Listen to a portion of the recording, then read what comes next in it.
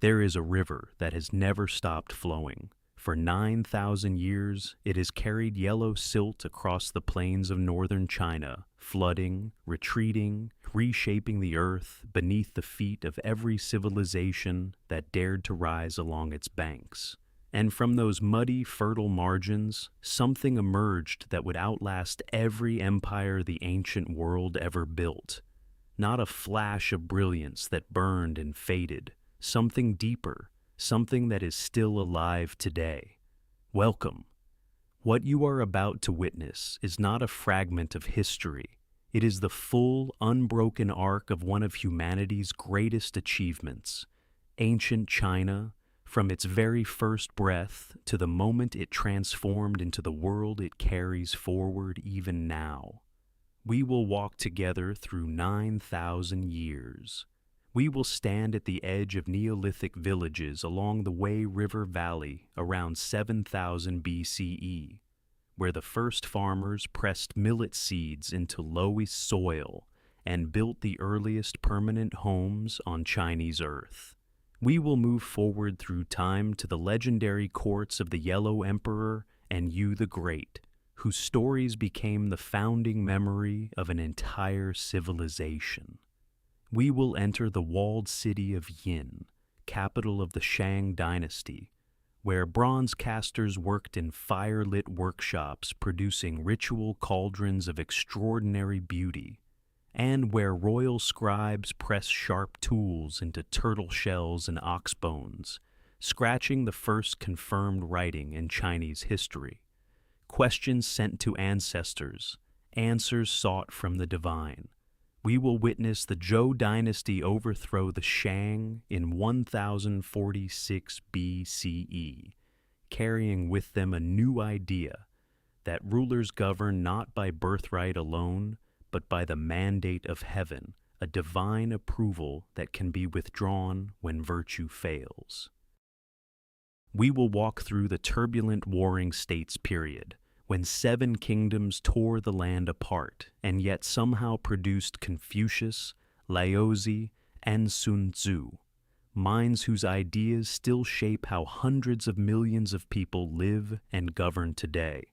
We will stand before Qin Shi Huang, the first emperor, who, in 221 BCE, forced 7 warring kingdoms into a single unified state, standardized the written script across millions of people, and buried himself beneath a mountain guarded by more than 8,000 terracotta warriors.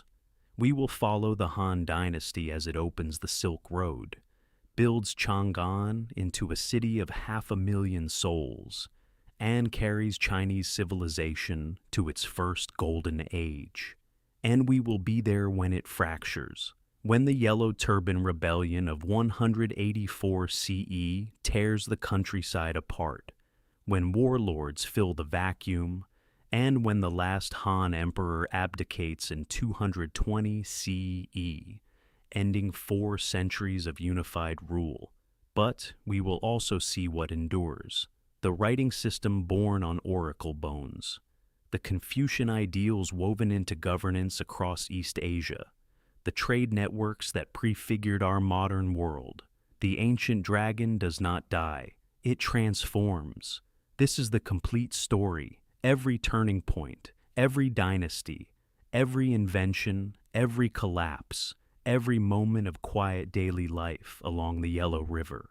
Farmers and emperors, bronze casters and philosophers, silk merchants and tomb builders, all of it, from the very beginning to the living legacy that surrounds us still. If you find meaning in these complete journeys through the ancient world, please subscribe so you never miss our next exploration. Each week, we bring you the full story of a civilization that changed the course of human history. Now, let us begin our journey. The Yellow River does not announce itself quietly. It arrives carrying the weight of the Tibetan Plateau, thick with yellow loess torn from the highlands of Gansu and Shanxi, depositing that sediment across the broad central plains in layers that accumulate across millennia. It floods without warning. It shifts course without mercy. And yet, along its banks and the banks of its tributaries, human life takes root with extraordinary persistence. Around 7000 BCE, small communities begin appearing across the Wei River Valley and the central plains of what will one day be called China. These are not yet cities. They are clusters of semi-subterranean dwellings, their floors dug into the earth for warmth, their walls built from wattle and daub, their roofs supported by timber posts sunk into the loess. The people who inhabit them cultivate foxtail millet in the rich, workable soil.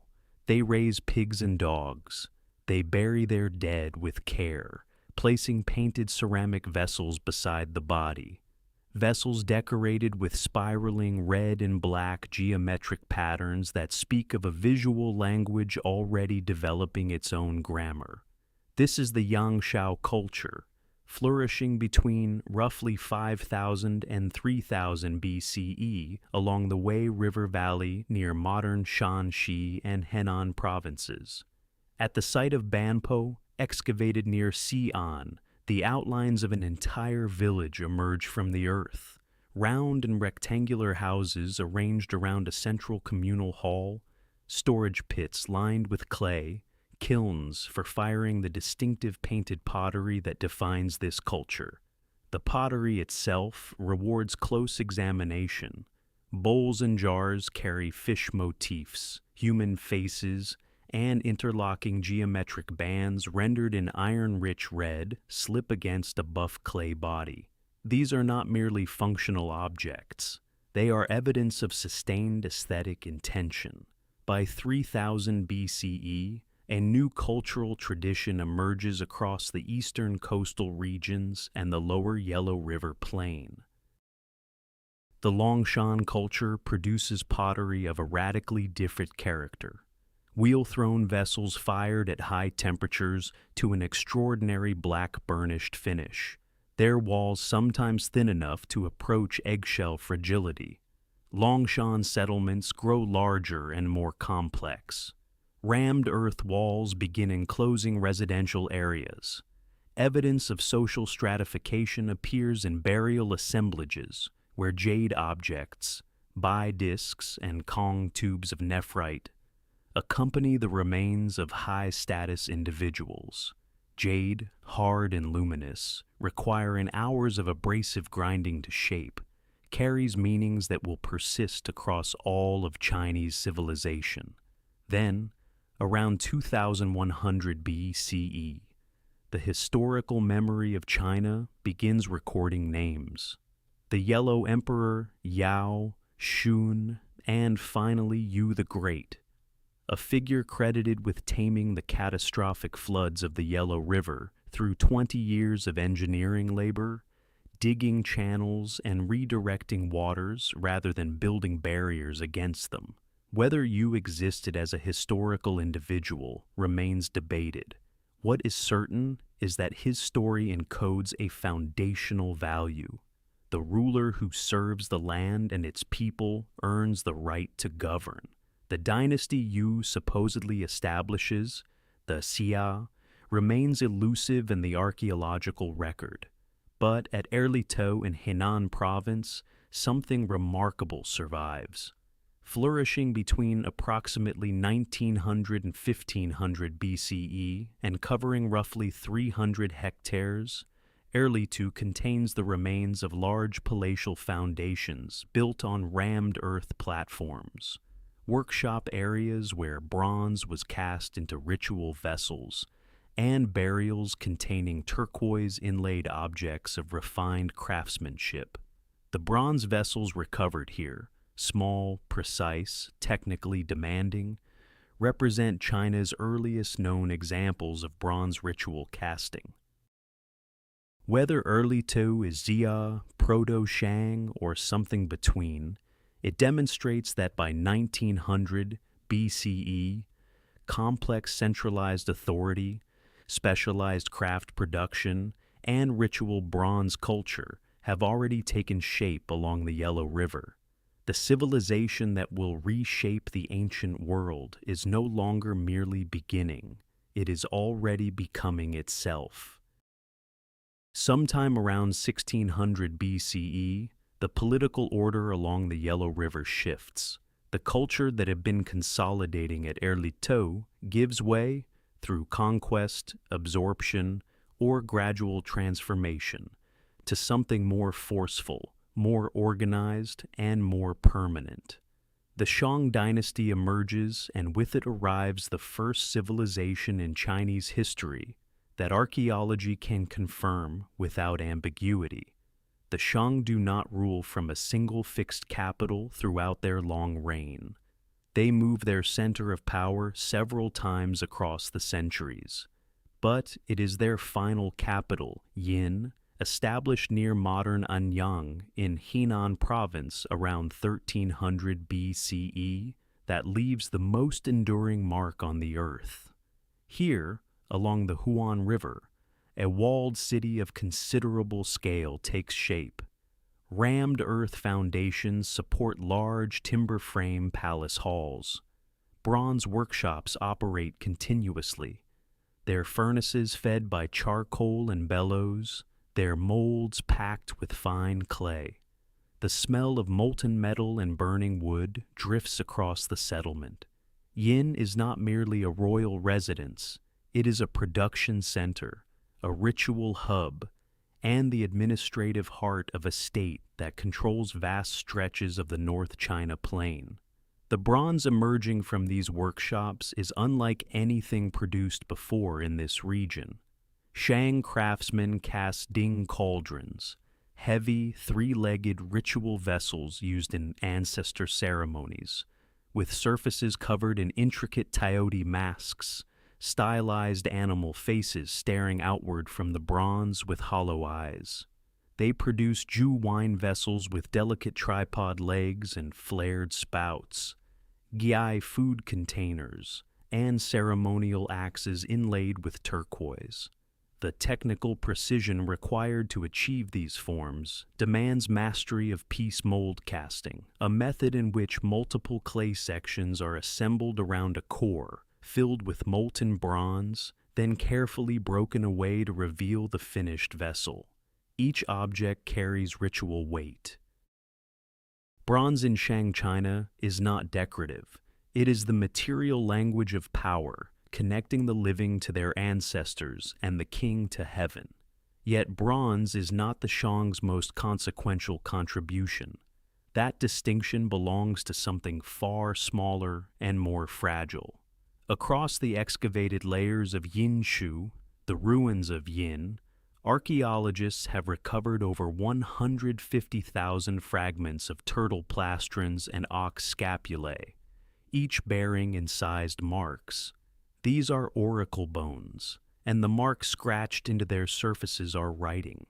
Shang diviners would pose questions to royal ancestors about harvests, military campaigns, rainfall, the health of the king, then apply heat to the bone until it cracked.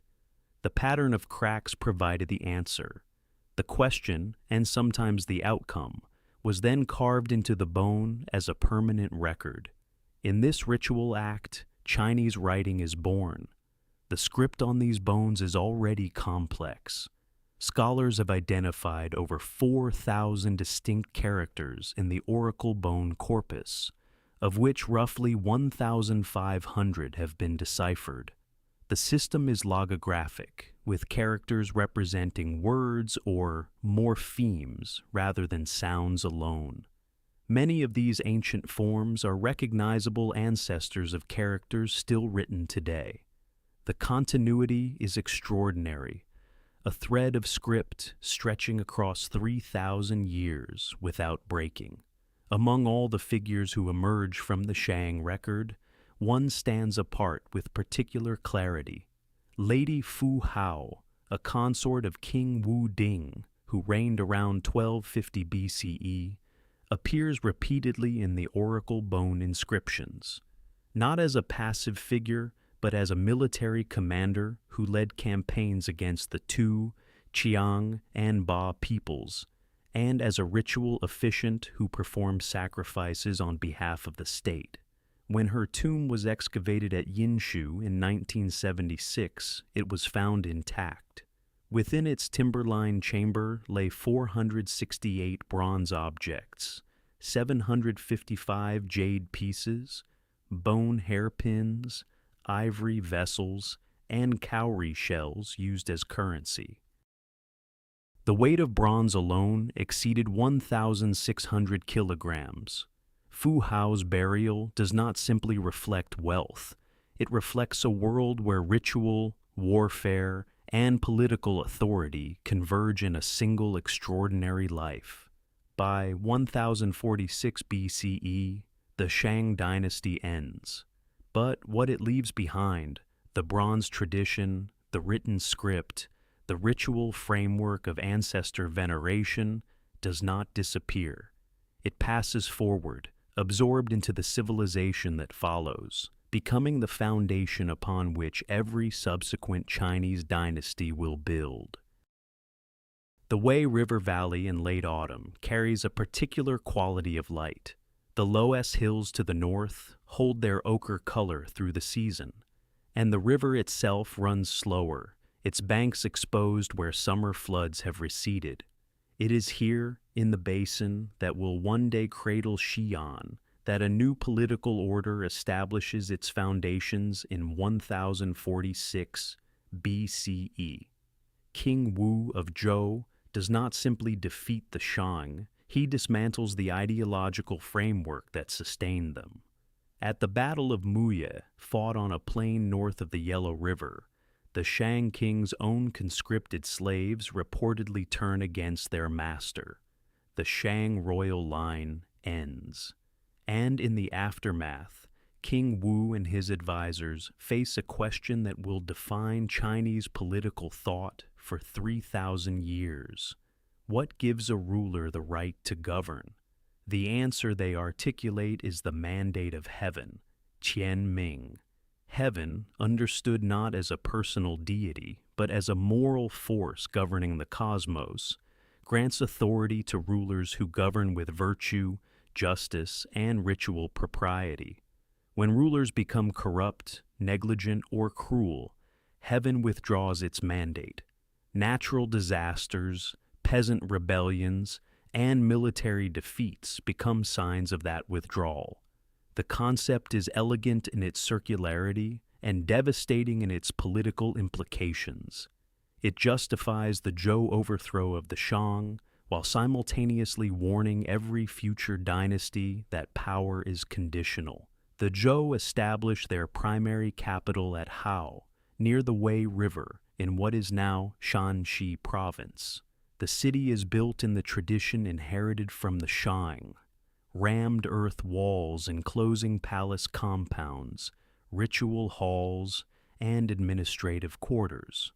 But the Zhou kingdom is vast, stretching from the Wei River Valley eastward across the North China Plain and southward toward the Yangtze. No single court can administer such territory directly. The Zhou solution is a feudal system of remarkable sophistication. The king distributes land grants to relatives, allies, and loyal nobles, who govern their territories as semi-autonomous lords, while acknowledging Zhou royal supremacy through tribute, military service, and ritual participation. These relationships are recorded in bronze. Zhou ritual vessels carry inscriptions of extraordinary length, some exceeding 500 characters, documenting royal grants, military campaigns, legal judgments, and ceremonial appointments. The Da Yu Ding, a massive bronze cauldron cast in the early Western Zhou period, records a royal address reminding its recipient of the lessons of Shang's collapse. The Mao Gong Ding, cast in the late Western Zhou, carries an inscription of nearly 500 characters, the longest known bronze inscription from ancient China. These vessels are not merely containers. They are legal documents, historical records, and ritual objects simultaneously. their cast surfaces preserving transactions that papyrus and bamboo could not guarantee against decay. The ritual life of the Western Zhou court is elaborate and precisely calibrated. Bronze vessels are arranged in specific combinations during ancestral ceremonies, the number and type of vessels indicating the rank of the officiant. Jade bead discs and Kong tubes, inherited from Neolithic traditions, continue to mark status and mediate between the human and spiritual worlds. Music plays a central role. Sets of bronze bells, called bianzhong, are tuned to specific pitches and suspended in wooden frames, their resonance filling ceremonial halls during rites that could last for days. For roughly 2.5 centuries, this system holds. The early Zhou kings, Wu, Cheng, Kang, and their successors maintain authority over their feudal lords through a combination of military strength, ritual prestige, and the moral weight of the mandate of heaven. Agricultural communities across the North China Plain cultivate millet and wheat under the supervision of noble estates. Bronze workshops continue producing ritual vessels. The script inherited from the Shang evolves gradually, its characters becoming slightly more regularized, its vocabulary expanding to accommodate the administrative demands of a larger state. But the system carries a structural fragility. Each generation of feudal lords consolidates local power. Each royal grant of land reduces the territory under direct royal control. By the 9th century BCE, Zhou kings are increasingly dependent on powerful vassals whose loyalty is conditional. In 771 BCE, the Western Zhou collapses when King Yu is killed by a coalition of the Marquis of Shen and allied nomadic Quanrong peoples. The capital at Hao is sacked. The royal court retreats eastward to Luoyi, near modern Luoyang. The Western Zhou period ends, but the ideas it crystallized, the mandate of heaven, the ritual order, the bronze-inscribed record of governance, endure as the permanent inheritance of every dynasty that follows. The royal court that retreats eastward to Luoyi carries its rituals and its bronze vessels, but it leaves behind something it cannot recover: authority. The Zhou kings who rule from Luoyi after 771 BCE hold their titles and perform their ceremonies. But the real power of the Eastern Zhou period belongs to the feudal lords who now govern their territories with increasing independence. What follows is 5.5 centuries of fragmentation, warfare, and, paradoxically, one of the most extraordinary intellectual explosions in human history. The Spring and Autumn period, named after the chronicle attributed to Confucius covering events from 722 to 481 BCE, sees dozens of competing states maneuvering for dominance through alliance, marriage, and open war. Powerful lords assume the title of hegemon, claiming to act in defense of Zhou ritual order while pursuing their own expansion. Iron begins replacing bronze in agricultural tools and weapons during this period, transforming both farming productivity and the scale of warfare. Fields that once required enormous labor to clear yield more readily to iron-tipped plows. Armies that once numbered in the thousands grow toward the tens of thousands. Into this turbulent landscape, in the small state of Lu in modern Shandong province, a man named Kong Chu is born in 551 BCE. History will know him as Confucius. He spends his life studying the ritual traditions of the early Zhou, traveling between courts offering counsel on governance, and teaching students from various social backgrounds, an unusual practice for the era.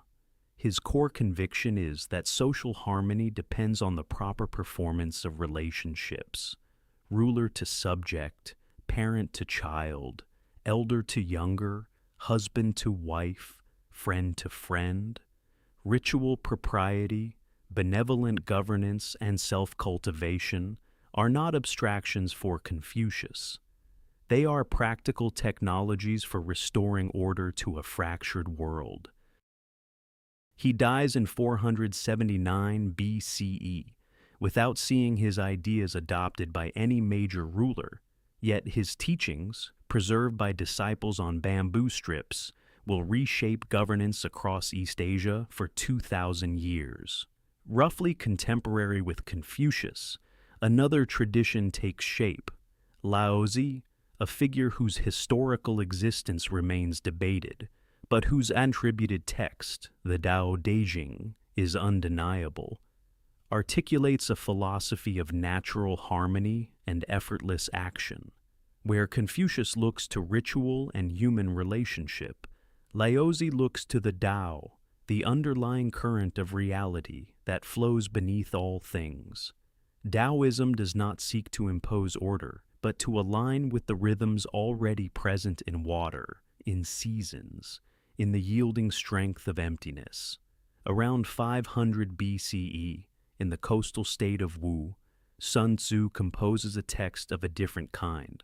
The Art of War distills military strategy into 13 compact chapters, emphasizing deception, adaptability, and the supreme value of winning without fighting. Its bamboo strip pages circulate among commanders across the warring states, and its principles prove durable enough to be studied by military strategists across the following 2.5 millennia. By 475 BCE, the fragmentation deepens into what historians call the Warring States period. 7 major kingdoms, Qin, Chu, Qi, Yan, Han, Wei, and Zhao, dominate the map, their walled capitals rising behind rammed earth fortifications, sometimes stretching for kilometers. Warfare reaches industrial scale. Armies of hundreds of thousands clash across the North China Plain. Crossbows, mass-produced iron swords, and cavalry tactics transform the battlefield. States that cannot adapt are absorbed. The state of Qin, occupying the Wei River Valley in the northwest, proves the most adaptive. Under the reforms of Xiangyang in the 4th century BCE, Qin restructures its society around legalist principles, strict law, meritocratic military promotion, and the systematic dismantling of hereditary privilege. Iron-tipped plows increase agricultural output. Soldiers earn rank through battlefield performance rather than birth. By 300 BCE, Qin's combination of productive farmland, disciplined armies, and centralized administration gives it decisive advantages over every rival. The 100 schools of thought have produced philosophy, strategy, and statecraft. Now, one state will use that statecraft to end the age of competing kingdoms entirely. By 230 BCE, the campaign of final conquest begins. Qin's armies move with systematic precision, dismantling one kingdom after another in a sequence that takes less than a decade. Han falls first in 230 BCE. Zhou follows in 228 BCE. Wei collapses in 225 BCE. Its capital flooded by Qin engineers who divert the Yellow River against its own walls. Chu, the vast southern kingdom, stretching across the Yangtze Valley, requires the largest campaign. Over 600,000 soldiers and 2 years of grinding warfare before it falls in 223 BCE.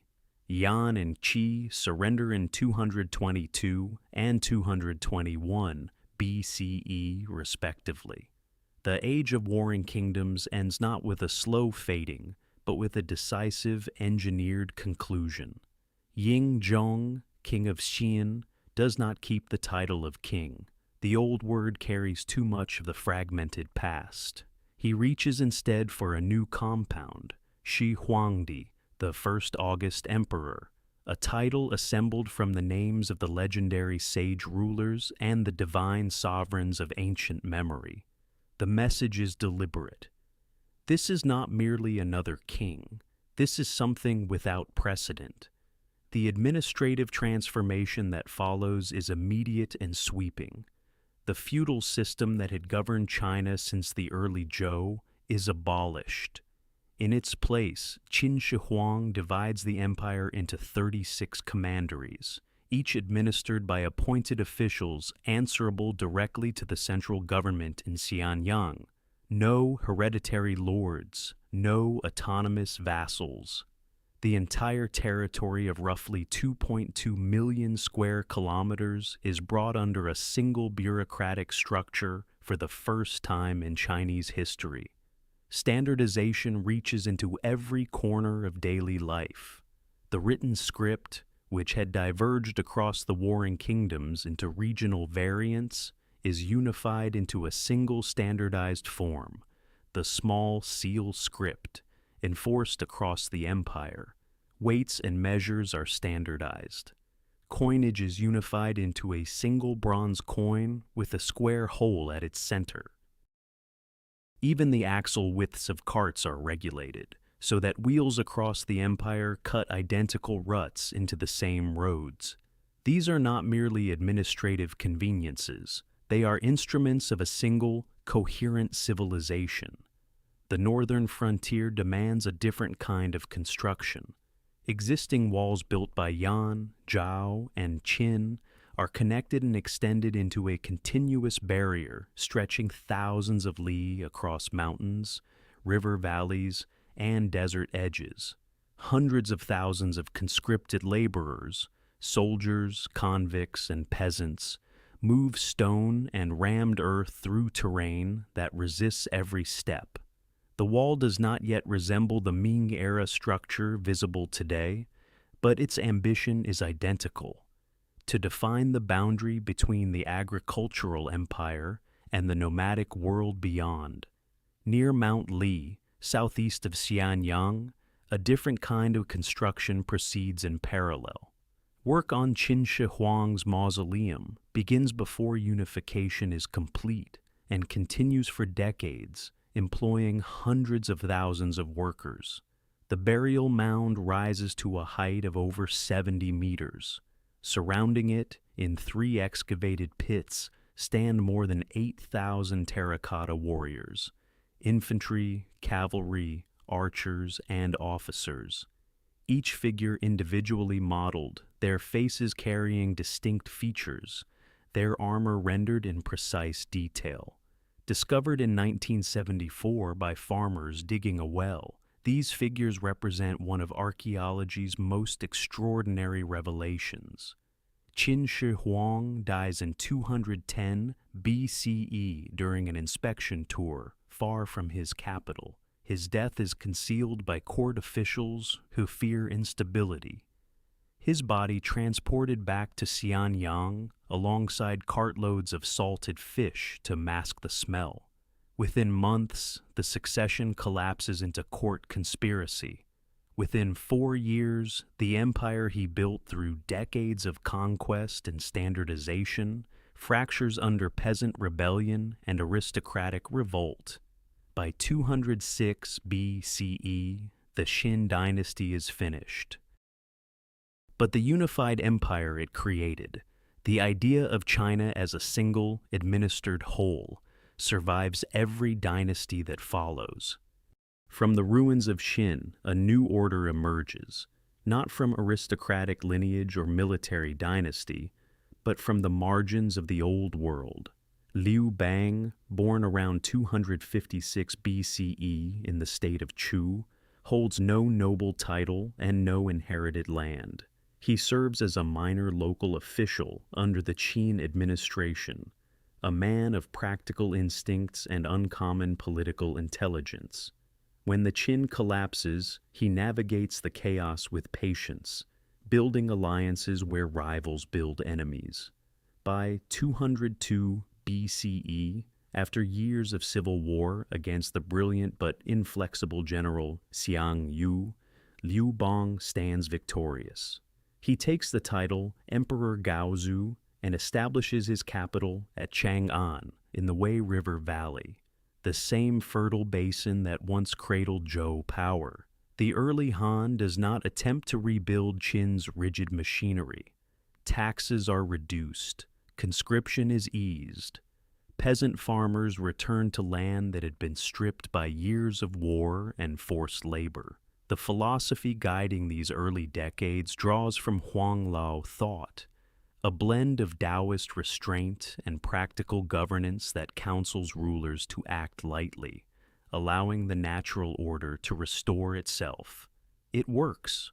Within 2 generations, Han granaries fill, population recovers, and the administrative framework inherited from Qin begins functioning with less coercion and greater stability. The transformation deepens under Emperor Wu, who ascends the throne in 141 BCE at age 15 and reigns for 54 years, one of the longest and most consequential reigns in Chinese history. Under Wu, the Han becomes an expansionist superpower. His armies push northward against the Xiongnu Confederacy, the nomadic power that had humiliated earlier Han rulers into paying tribute. New commanderies extend Han authority into the Korean peninsula and southward into what is now Vietnam. In 139 BCE, Emperor Wu dispatches the diplomat Zhang Qian westward through the Gansu corridor with instructions to find allies against the Xiongnu. Zhang Qian travels for over a decade, reaching Bactria and the Fergana Valley, returning with knowledge of distant kingdoms, Parthia, Sogdia, and lands beyond. The routes his mission opens gradually become the Silk Road, threading commerce and culture across the entire Eurasian landmass. Chang'an in this era is a city of extraordinary scale.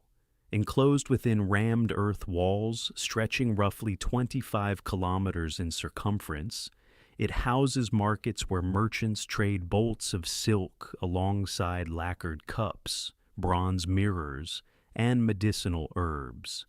Goods from Parthia and Rome, glassware, linen, gold coins, appear alongside Chinese ceramics and ironwork.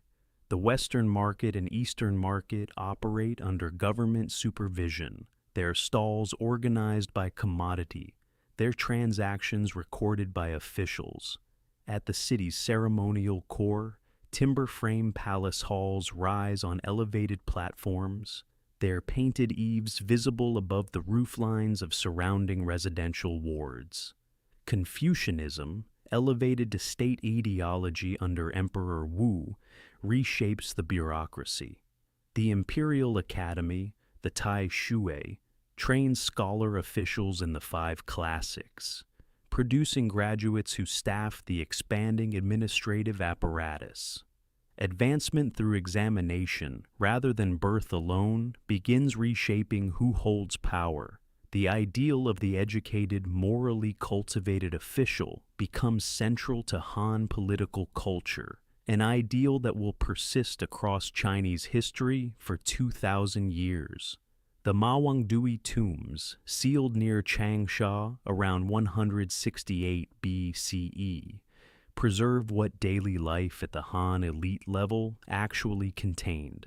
Painted silk banners depicting cosmological journeys, lacquer vessels in deep red and black, their surfaces alive with swirling cloud patterns, medical texts on silk describing herbal treatments and diagnostic methods. And within the innermost coffin, a woman whose body survives with remarkable preservation, her skin still soft, her joints still flexible after 2 millennia. She is identified as the wife of the Marquis of Dai, a minor Han noble. Her burial reveals a civilization of considerable material sophistication, one that understood beauty, medicine, and the careful preparation of the dead with equal seriousness. By the close of the 1st century BCE, Han China governs a population approaching 60 million people across a territory stretching from the Korean coast to the edges of Central Asia. The dragon that rose from Qin's ashes has grown into something the ancient world had rarely seen: a unified, literate, philosophically coherent civilization of continental scale, trading with Rome at one end of the known world and projecting power into the Pacific at the other. Behind the courts and campaigns, behind the bronze rituals and imperial edicts, another world persists, quieter, more durable, and in many ways more revealing. It is the world of the farmer rising before dawn, the silk weaver counting threads by lamplight, the merchant calculating river freight, and the scholar copying characters onto strips of bamboo. This world stretches across 2,000 years with a continuity that no dynasty, however powerful, fully interrupts. Along the North China Plain, the agricultural rhythm is ancient and unforgiving. Farmers cultivate millet and wheat in fields shaped by seasonal flooding and careful irrigation. The yellow loess soil, carried south by wind from the Mongolian plateau over millennia, holds moisture well, but demands constant management. During the Warring States period, iron-tipped plows replace the older wooden and bronze tools, allowing deeper turning of the earth and significantly higher yields. These iron plows, pulled by oxen, transform the productive capacity of the northern plains and give states like Qin a material advantage that Bronze Age rivals cannot match. Further south, along the Yangtze River Valley, a different agriculture takes hold. Flooded rice paddies, carefully terraced and channeled, produce harvests that support dense populations in the warmer, wetter south.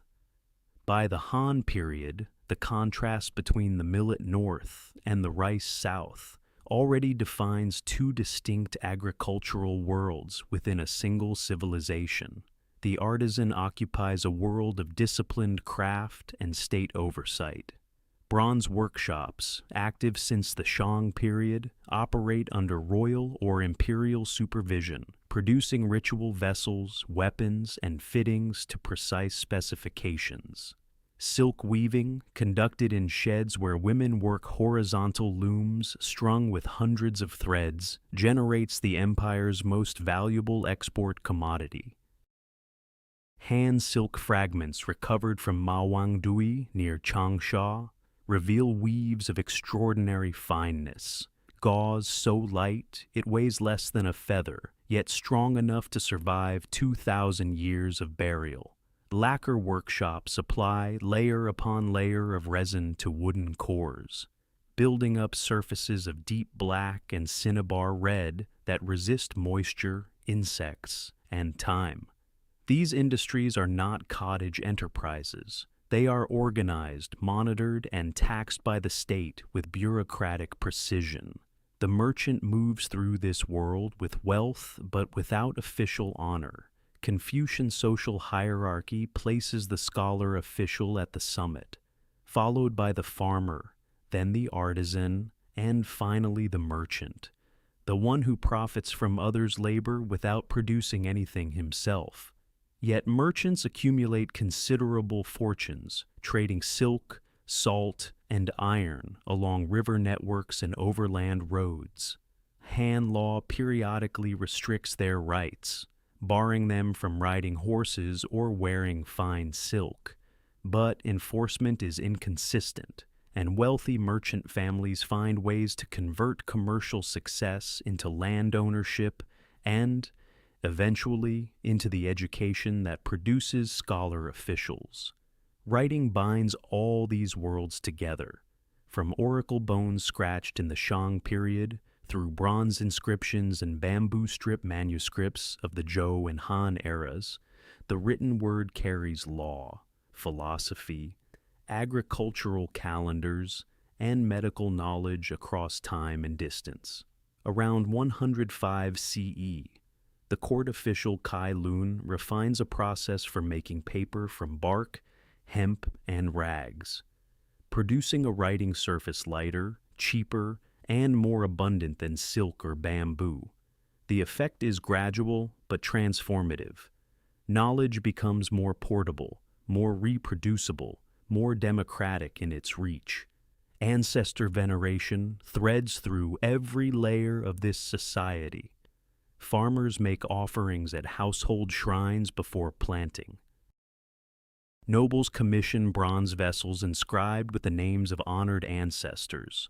The Han elite bury their dead in jade suits sewn with gold, silver, or bronze wire, believing jade's incorruptible nature might preserve the body against decay. These are not merely religious gestures. They are acts of social memory, ways of binding the living to the dead, the present generation to all that came before, in a chain of obligation and gratitude that gives Chinese civilization much of its extraordinary continuity across the centuries. The chain of obligation that binds the living to the dead cannot, in the end, bind an empire to its own survival.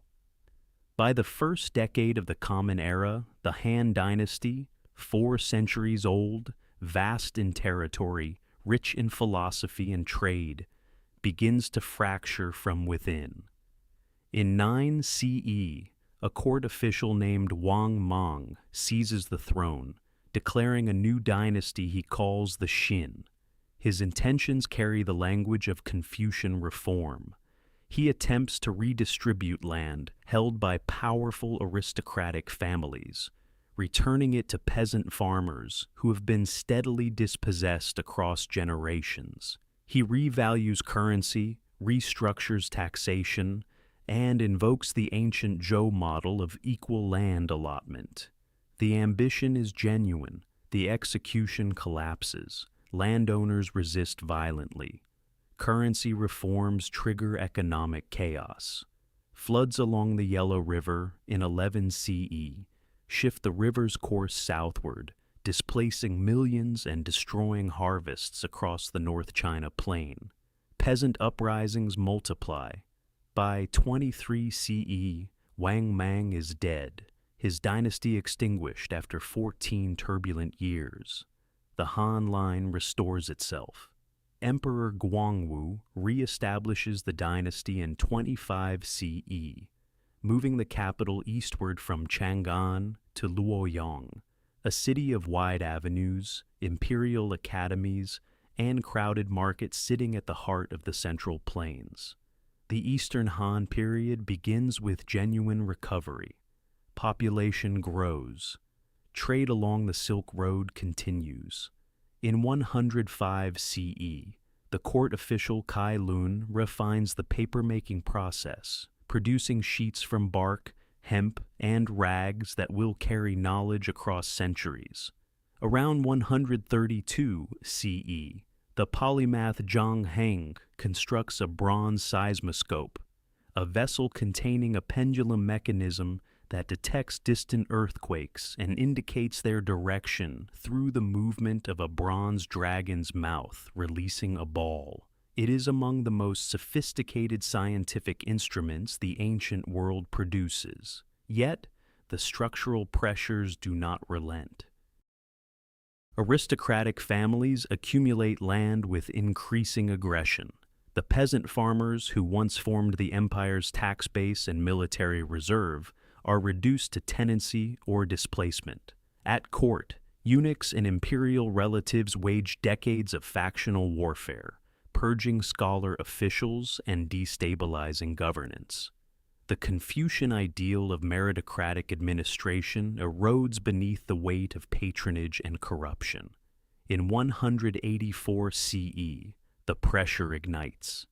The Yellow Turban Rebellion spreads across multiple provinces simultaneously. A millenarian movement drawing on Taoist teachings, promising the replacement of the Han's blue heaven with a new yellow heaven of equality and renewal. Hundreds of thousands rise. The Han court suppresses the uprising only by empowering regional military commanders, granting them authority over both armies and civil administration. The cure accelerates the disease. Warlords consolidate power across the provinces. The court at Luoyang loses its ability to govern beyond its immediate walls. By 220 CE, the last Han emperor, Xian, abdicates under pressure from the warlord Cao Cao's son, Cao Pi.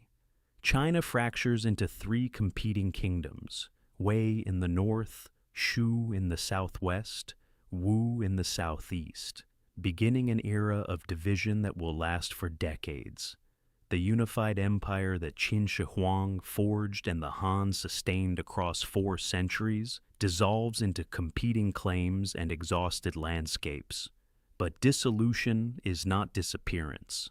The writing system refined from Shang oracle bones persists without interruption. The Confucian examination ideal, the principle that governance belongs to the educated and virtuous, survives every dynastic collapse, shaping Chinese statecraft through the 20th century. The Silk Road networks, the agricultural techniques, the philosophical traditions, the concept of a unified civilization with a continuous identity, all of these pass forward, dynasty by dynasty, generation by generation, like inscriptions on bronze that outlast the hands that cast them. The ancient dragon does not die. It rests briefly and then rises again, carrying every century of its long memory into whatever world comes next. Thank you for traveling through this extraordinary story, from the Yellow River's first villages to the fall of the Han. If this journey moved you, subscribe to the channel. New civilizations, new worlds, and new stories are waiting just ahead.